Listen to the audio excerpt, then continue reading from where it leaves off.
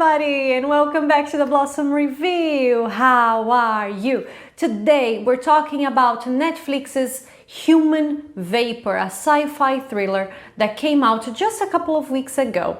Now, this show is full of twists and turns, and I don't want to ruin anybody's experience. So just in case, I'm going to say that this review contains very mild spoilers. Okay, everybody ready? Let's do it. So let's start by giving this review a bit of context, okay? So back in 1960, Toho released The Human Vapor. Written by Kimura Takeshi, directed by Honda Ishiro, and counting on Tsuburaya Eiji's visual effects, The Human Vapor was a critical and commercial success. Cut to 2026, Netflix brings Human Vapor back from its gaseous sleep as an 8-episode series. Netflix's Human Vapor is less a reboot or remake of Honda's now cult classic, The Human Vapor, and more a complete reimagining that pays wholehearted homage to its original source. Besides sharpening Tsuburaya's effects, Human Vapor embraces the political tone of Kimura's work and the dramatic heart of Honda's vision to create a modern, resonant, and heartbreakingly tragic social thriller.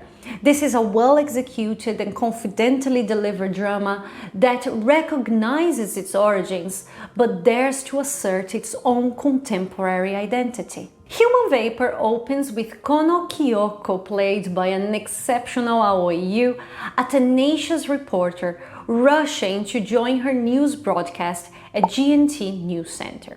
She's interviewing a university professor about his work on biomass, and despite her last-minute arrival at the studio, a composed and more than ready Kyoko goes live without a hitch. But a couple of minutes later, things go awry. A cloud of vapor quietly creeps into the studio and slides into the professor's nostrils. Reporters, camera people, and audiences at home watching utter horror as the show's guest swells up and up and up until he quite literally explodes on live TV. Not for the faint-hearted, I know. The crime scene detective Okamoto Kenji, played by the great Oguri Shun, encounters is a complete mess of blood and guts and body parts. Before the police can even begin to guess how or why such a thing would happen, news outlets all over Tokyo receive a video message from The Human Vapor, played by Uta in an impressive debut role, a young man in a blue suit who claims responsibility for the murder and makes it clear that he's only getting started. So, is the Human Vapor an evil monster out on an indiscriminate killing spree? Not really. Slowly, the mystery changes shape from a chase after a wicked serial killer into a labyrinthine investigation into a wide web of corruption, cruelty, and injustice. The narrative then unfolds through 3 intertwining storylines as Kyoko, Kenji, and YouTuber siblings Fujikawa Kaho, played by Hiroshi Suzu, and Fujita, played by Hayashi Kento, each pursue their own means of finding the answers they seek. Human Vapor blurs the line between victim and perpetrator, portraying the kind of dog-eat-dog world in which empathy and selflessness are nothing but utopian concepts. Every sequence in Human Vapor, no matter how small or seemingly insignificant, reflects this sort of bleak perspective on society. Beyond unscrupulous politicians or crooked police officers, the universe of this series is populated by small restaurant owners who shamelessly abuse their immigrant employees in front of their patrons, of alcoholic journalists who demand money for their shady reports, YouTubers willing to do anything for a viral hit, or B-grade film directors mistreating their staff. The marginalized are constantly and openly exploited and seen as less than human. The existence of a living being, especially of one that is forgotten and excluded by society, isn't worth much in a world where money and violence reign supreme. This examination of systemic oppression and social division beats at the very heart of Human Vapor, whose protagonist's wounds, principles and desires get entangled in vicious cycles marked by moral ambiguity, urgency and precarity.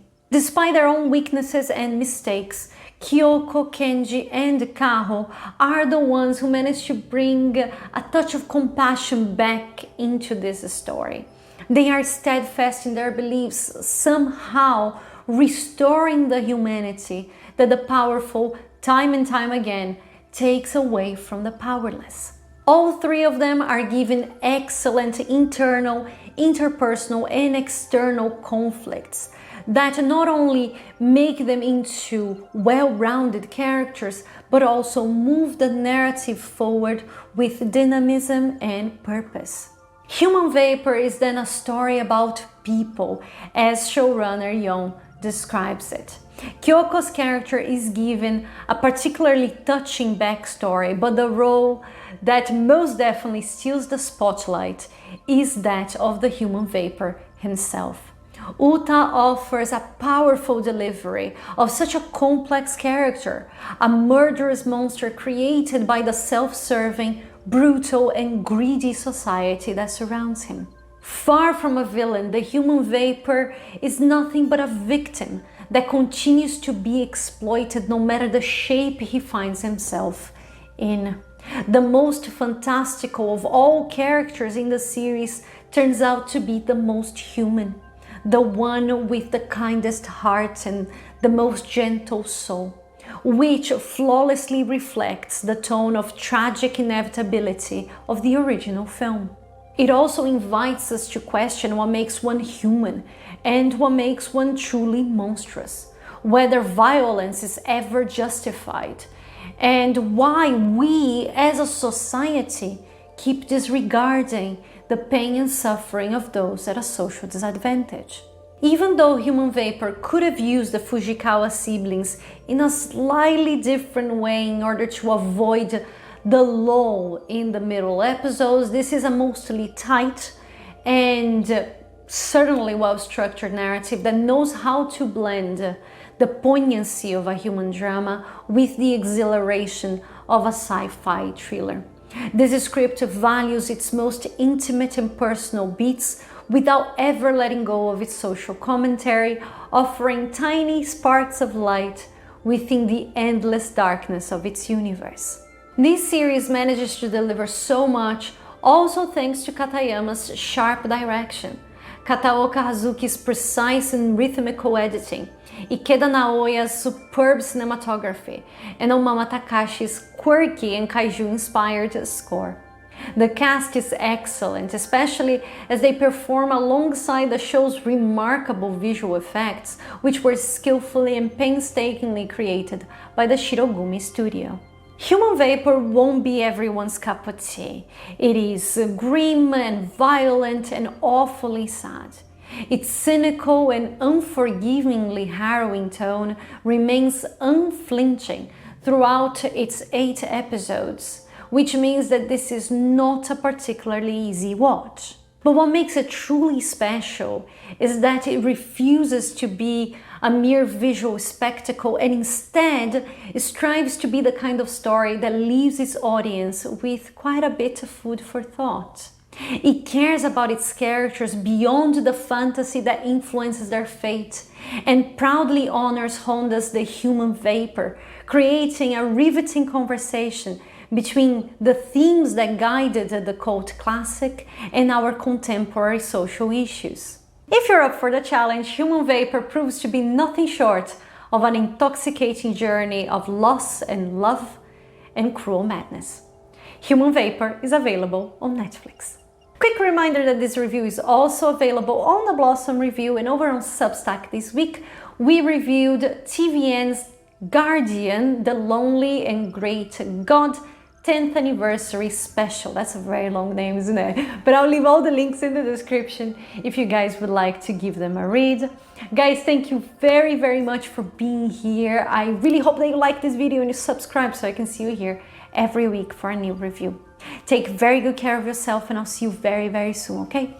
Big kiss. I'll see you soon. Bye bye.